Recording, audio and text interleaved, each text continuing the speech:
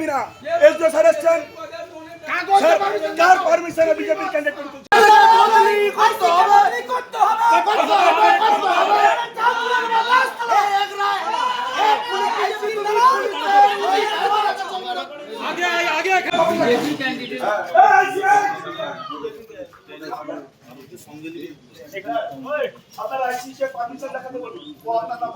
ঠিক আছে,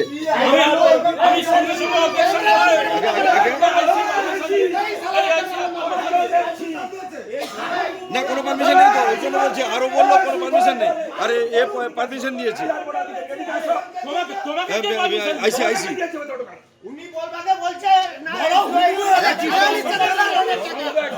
না বড় হুনু হয়ে গেছে তো, হুনু কি বড় হুনু? আমরা কখনো এসে আইন ভঙ্গ করার চেষ্টা করিনি। স্ট্রং রুমের সামনে কিছুই ঘটেনি। আসলে ব্যাপার হচ্ছে কি, কালীঘাটের ঢোলটা ফেটে গেছে। মমতা ব্যানার্জির সরকার পড়ে গেছে, সেটা বুঝতে পেরেছে, সেই জন্যই নাটক চলছে চতুর্দিকে। গতকাল আমরা মমতা ব্যানার্জির নাটক পুরো দিন মিথ্যাচার দেখেছি, শুনেছি। পশ্চিমবঙ্গের মানুষ নয়, সারা ভারতবর্ষের মানুষ মমতা ব্যানার্জির চরিত্র, তার কার্যকর্তাদের চরিত্র বুঝেছে। আজকে সেই ঘটনা ঘটানোর জন্য এখানে স্ট্রং রুমে এসে নাটক করছে। তার যিনি প্রার্থী হয়েছেন উনি নাটক শুরু করেছেন, এবং যে অশালীন ভাষায় যেভাবে এখানকার আইসি, পুলিশ এবং যারা সেন্ট্রাল ফোর্স রয়েছে তাদেরকে যেভাবে গালিগালাজ, অশালীন আচরণ, এটা পশ্চিমবঙ্গবাসী এবং পটাশপুরবাসীও দেখতে পাচ্ছে।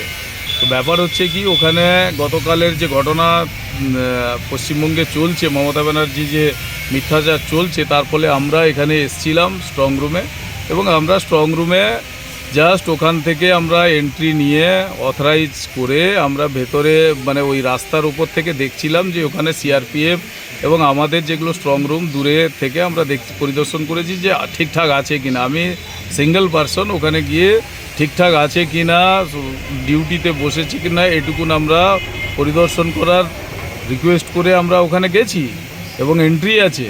তাতে উনার যদি প্রয়োজন ছিল উনি যেতে পারতেন, উনি করতে পারতেন, কিন্তু যেভাবে অশালীনভাবে ভাষা এবং শুরু করেছে। তৃণমূল প্রার্থী দাবি করছেন যে আরও পারমিশন ছাড়া আপনি জোর করে স্ট্রং রুমে ঢোকার চেষ্টা করেছেন। জোর করে স্ট্রং রুমে ঢুকলে তো গুলি মেরে দেওয়ারও নির্দেশ রয়েছে, গুলি মেরে দিত তো আমাকে। শুট অ্যান্ড সাইডের অর্ডার রয়েছে, যে এরকম ঢুকবে স্ট্রং রুমে জোর করে তাকে গুলি মেরে দেওয়া উচিত আমারও মনে হয়। আমি যদি জোর করে ঢুকতাম তাহলে আমাকে গুলি মারা উচিত ছিল।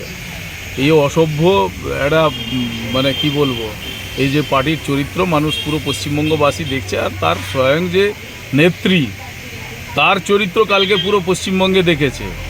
একজন বৃদ্ধ মানে পড়ে গিয়ে হার্ট অ্যাটাক হয়ে মারা গেছে, তার নিয়ে যে নোংরা রাজনীতি, এই পুরো তৃণমূলটাই মিথ্যাচারে ভর্তি। এরা যেখানে যে কথাগুলো বলে সেগুলোকে বিশ্বাস করবেন না, এরা পুরো মিথ্যায় ভর্তি। সেই জন্য এদের নিয়ে বক্তব্য রাখার আমার সময়ও নেই, আর আমার কোনো ইচ্ছেও নেই। করছে এই দালাল আইসি আর ওর পারমিশন বিনা বিজেপির ক্যান্ডিডেটকে নিয়ে স্ট্রং রুমে নিয়ে যাওয়ার চেষ্টা করছিল। একদম বিজেপির দালাল। আমরা এখানে গণ অবস্থান করব এই আইসি যতক্ষণ না বদলি হয়। এর চোর চিটিংবাজির মতো কথাবার্তা বলছে। এর না আছে নিজের সম্মান, না কাউকে সম্মান দেয়। সরকারি উর্দি পড়ে বিজেপির দালালি করছে।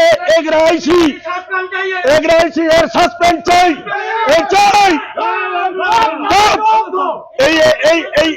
এই আইসি, এই দালাল সঞ্চন করবো এক্ষুনি আমরা আরো এখানে রাখা যাবে না। আমরা আরো এসডিপিও অবজারভার সবকে বলেছি, এক্ষুনি আসছে।